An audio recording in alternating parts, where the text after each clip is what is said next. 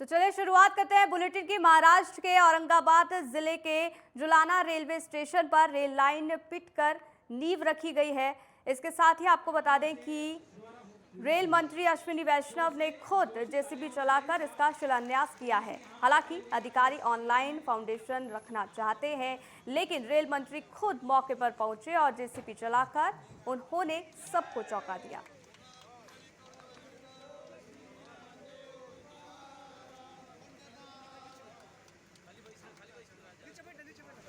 आज महामार्ग को देखने जाऊंगा। हम लोग इंस्पेक्शन करेंगे किस तरह से उसकी डिज़ाइन है।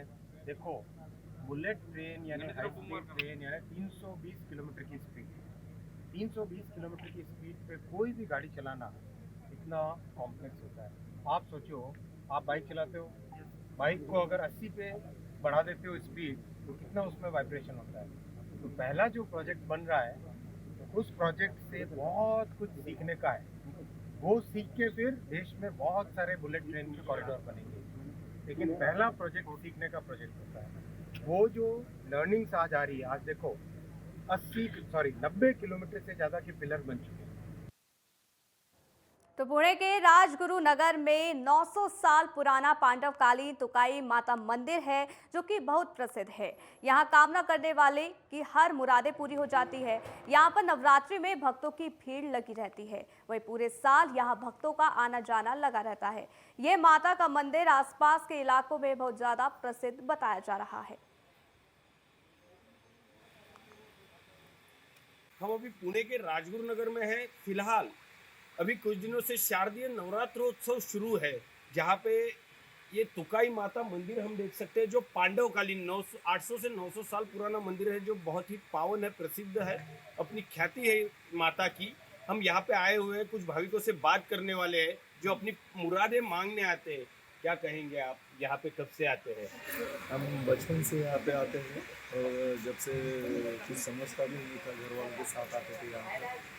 बहुत प्रसन्न हुए और बहुत पावन मंदिर है। यहाँ पे कुछ महिलाएं भी है जो जिनके लिए नवरात्र उत्सव बहुत पवित्र माना जाता है। हम उनके साथ बात करेंगे।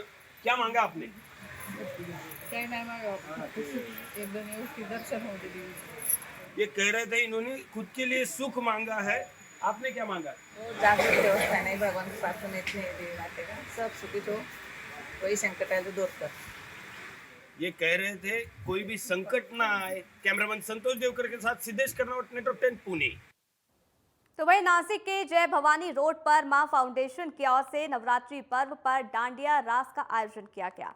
भव्य पंडाल में मां दुर्गा की मूर्ति स्थापित कर 9 दिनों तक रास डांडिया प्रतियोगिता का आयोजन किया गया। मां फाउंडेशन के इस रास डांडिया में सैकड़ों की संख्या में श्रद्धालु शामिल हुए। साथ ही इस कई महानुभावों ने भेंट देकर मां दुर्गा के दर्शन किए।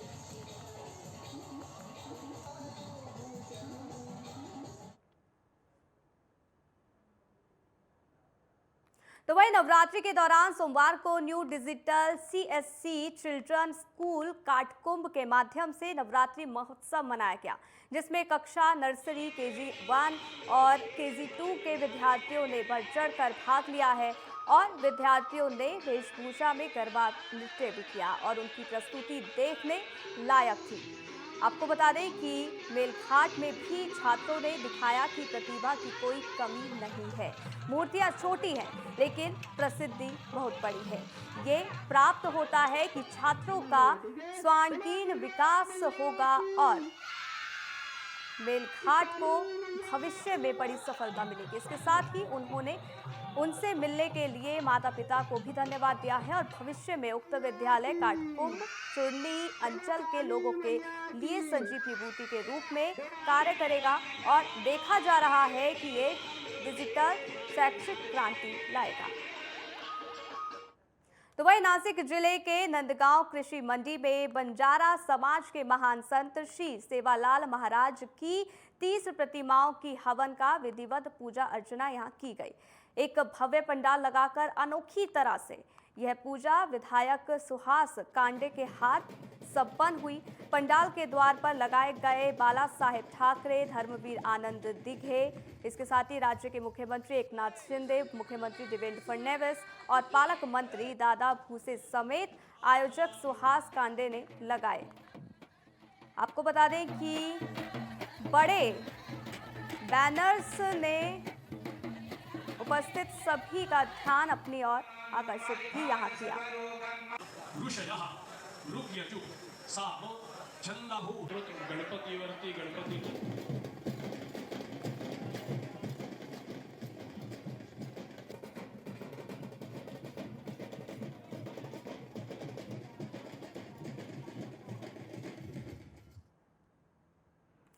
तो माजलगांव शहर के वार्ड नंबर 8 में सरकारी गोदाम के शौचालय का निर्माण कराया गया, जो 1 साल के अंदर ही क्षतिग्रस्त हो गया है और बजट के अनुसार काम नहीं हुआ है। तो देखिए, यहाँ हम पूरा मामला आपको बता रहे हैं, जहां पर माजलगांव शहर के वार्ड नंबर 8 में सरकारी गोदाम के शौचालय का निर्माण कराया गया है, जो 1 साल के अंदर ही क्षतिग्रस्त पाया गया।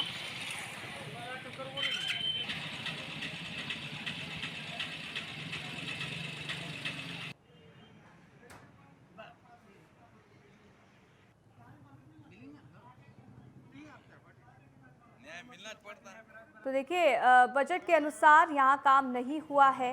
तो महाराष्ट्र बीट का ही पूरा मामला देखिए, आपको दिखा रहे हैं। सरकारी गोदाम के शौचालय का यहाँ निर्माण किया गया था, लेकिन 1 साल के अंदर ही शौचालय की हालत जर्जर है।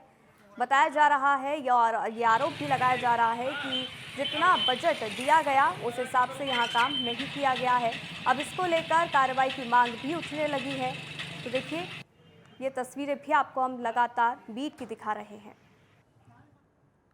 तो रुकेंगे छोटे से ब्रेक के लिए, जल्द हाजिर होते हैं।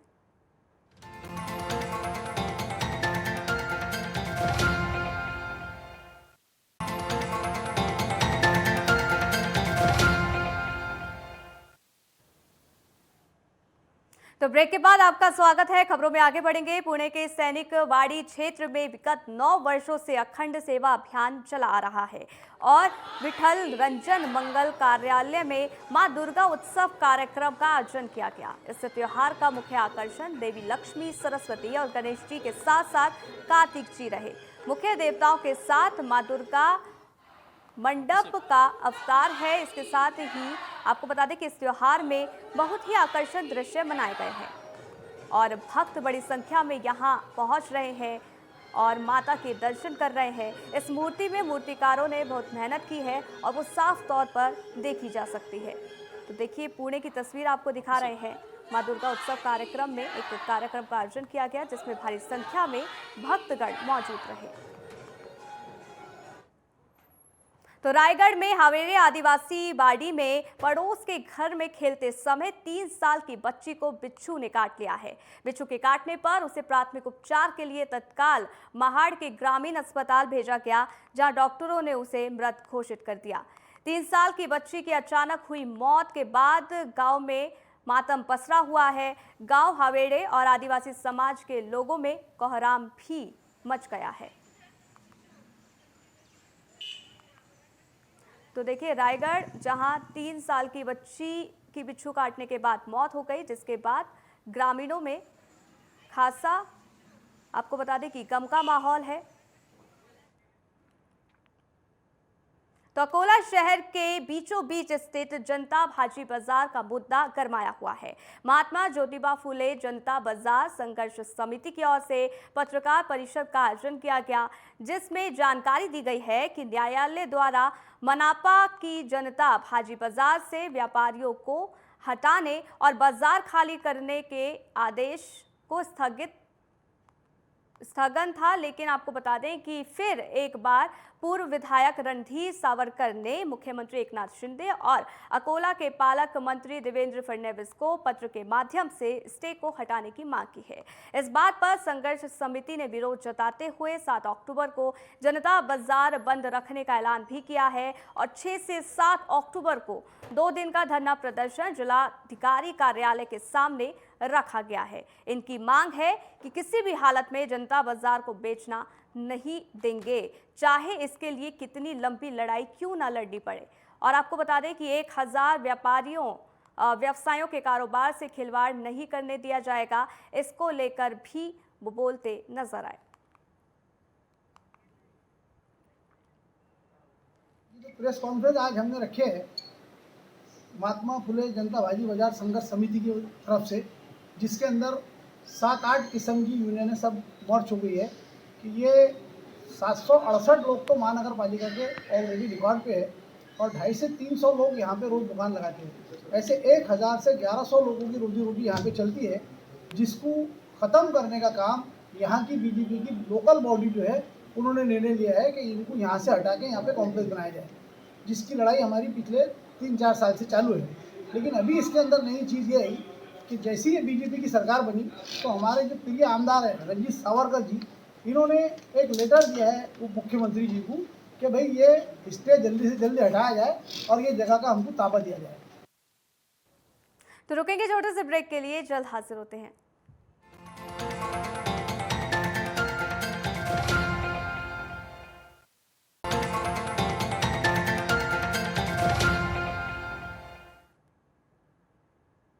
तो ब्रेक के बाद आपका स्वागत है। अब खबरों में आगे बढ़ेंगे और बात महाराष्ट्र के बुलडाणा की करेंगे, जहां एक किसान का वीडियो वायरल हो रहा है, जिसमें किसान की जनप्रतिनिधियों के लिए आक्रोश देखा जा रहा है। नेता 50 खेलो या 100 खोके, लेकिन हमारी सोयाबीन की फसल को उचित भाव दीजिए, ये बोलते वो नजर आए। दरवर्षी म्हणतात भाव देते, काय भाव देत नाही, द्यायला पाहिजे ना, निदान 7-8 हजार रुपये भाव आले। तुम्ही कालच्या भाषणात 100 खोके आले बाहेर, गुवाहाटीला गेले, सुरत। तो वही वासीम जिले के मालेगांव रिजॉर्ट हिंगोली राष्ट्रीय महामार्ग का काम 4 साल पहले शुरू हुआ था, लेकिन रिसोर्ट शहर के ग्रामीण रुग्णालय के पास का काम अभी भी पूरा नहीं हो पाया है। विदर्भ मराठवाड़ा को जाने वाले मार्ग की खराब हालत है, जिसके चलते आए दिन हादसे होते रहते हैं। इसके साथ ही ब्लाइंड पॉइंट्स की वजह से पिछले 15 दिनों से 25 से ज़्यादा एक्सीडेंट यहाँ हो चुके हैं। फिर भी प्रशासन इस बात की पर ध्यान नहीं दे रहा है। तो देखिए, ये पूरा मामला आपको वाशिम का बता रहे हैं, जहां रोड की हालत खस्ता है, जिसके चलते आए दिन एक्सीडेंट होते रहते हैं। कई बार इसकी शिकायत की गई है, लेकिन लोगों का ये कहना है कि प्रशासन की ओर से कोई कार्रवाई इस पर नहीं की गई है।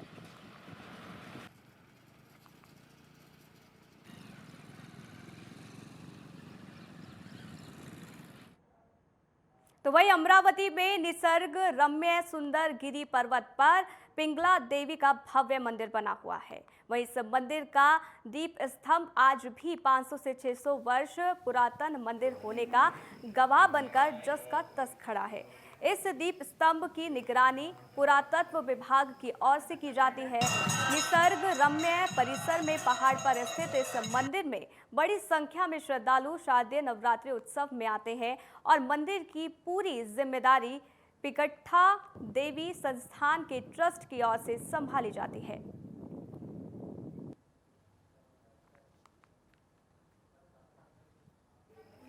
तो देखिए, अमरावती का ये मंदिर, जहां पर लाखों की संख्या में भक्त पहुंचते हैं, मां की आराधना करते हैं, पूजा करते हैं, मन्नतें मांगते हैं। तो वही महाराष्ट्र के नासिक में इस वर्ष हुए बेहतर बारिश के चलते फूलों की खेती करने वाले किसानों में थोड़ी खुशी तो थोड़ा गम का माहौल बना हुआ है। कुछ क्षेत्रों में भारी बारिश से फूल की खेती खतरे में पड़ी हुई है, तो कहीं फूलों से खेतों में महक छाई हुई है। दशहरा और दीपावली पर बाजारों में फूलों की खासी मांग की जाती है। इस वर्ष फूल और फूल मालाओं को अच्छी कीमत भी मिल रही है। तो देखिए, ये तस्वीरें भी आपको दिखा रहे हैं, बेहद खूबसूरत तस्वीर। बारिश से किसानों के चेहरे खिल उठे हैं, क्योंकि कई जगहों पर बारिश होने के साथ ही फूलों की जो खेती है वो अच्छी हो रही है और वहीं त्योहारों पर फूलों की मांग होती है, जिसके चलते अब उनको कीमत भी इसकी अच्छी मिल रही है।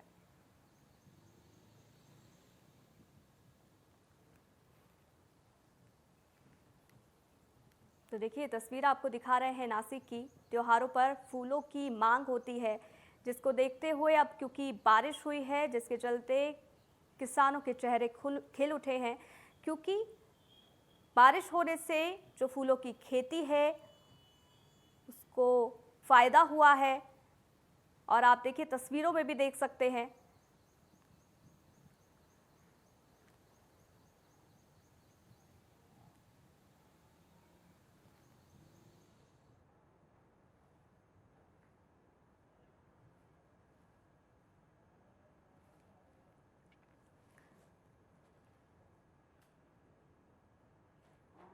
तो देखिए तस्वीरें आपको दिखा रहे हैं, बेहद खूबसूरत ये तस्वीर है किस तरीके से यहाँ फूलों की खेती और खिले खिले फूल नज़र आ रहे हैं और जिससे किसानों के चेहरे खिल उठे हैं।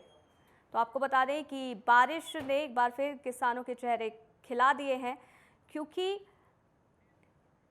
इसके चलते जो किसानों की खेती है उसकी पैदावार है वो बेहद अच्छी है।